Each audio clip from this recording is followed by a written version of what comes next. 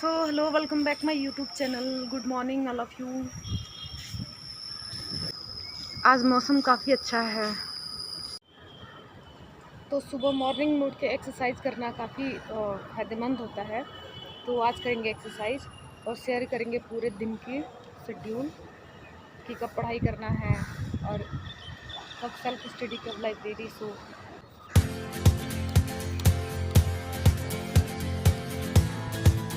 इसके बारे में तो जानते हैं।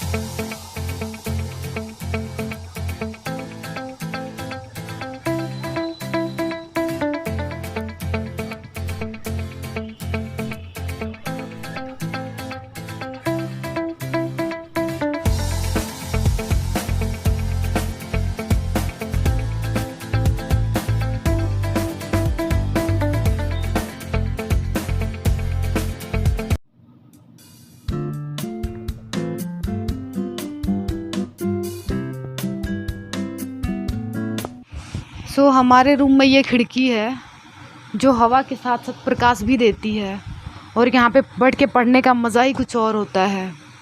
यहाँ पे बैठ के पढ़ते हैं तो ऐसा लगता है ना कि पढ़ने के साथ साथ पूरी दुनिया देख रहे हैं, पूरी बत्रा देख रहे हैं। अच्छी इन्वायरमेंट हो तो यहाँ पे बैठ के पढ़ने में बहुत मज़ा आता है।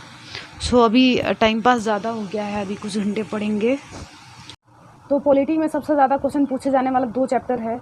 एक तो है मौलिक अधिकार और एक है राज्य के नीति निर्देशक तत्व। तो इन दोनों में भी ये पूछा जाता है ना, दोनों में अंतर क्या है, दोनों में मध्य भेद क्या है। तो चलिए देख लेते हैं दोनों में क्या है। तो यहाँ पे है ये मूल अधिकार और नीति निर्देशक तत्व। तो ये लक्ष्मीकांत में हालांकि स्पष्ट शब्दों में दिया है, तो मैं पढ़ रही हूँ इसलिए मैं बता रही हूँ।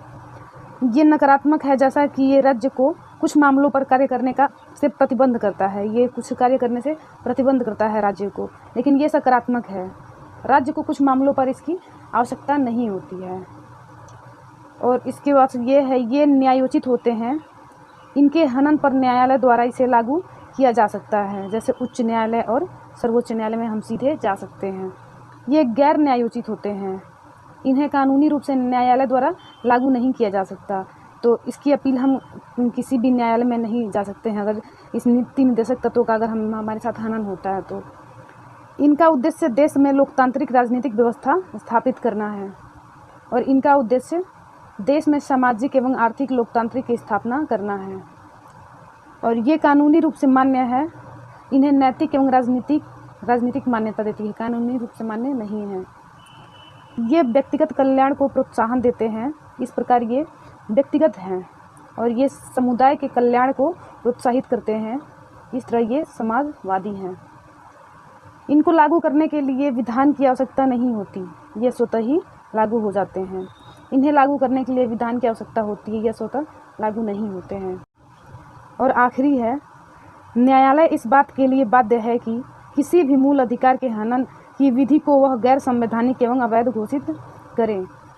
और नीति निर्देशक तत्वों में है, निर्देशक तत्वों का उल्लंघन करने वाली किसी विधि को न्यायालय असंवैधानिक और अवैध घोषित नहीं कर सकता। यद्यपि विधि को वैधता को इस आधार पर सही ठहराया जा सकता है कि इन्हें निर्देशक तत्वों को प्रभावी करने के लिए लागू किया गया था। तो ये है दोनों में स्पष्ट अंतर जो कि हमेशा पूछा जाता है। और ये है डीपीएसपी की अनुच्छेदों की संख्या, जो कि 36 से लेकर 51 तक है।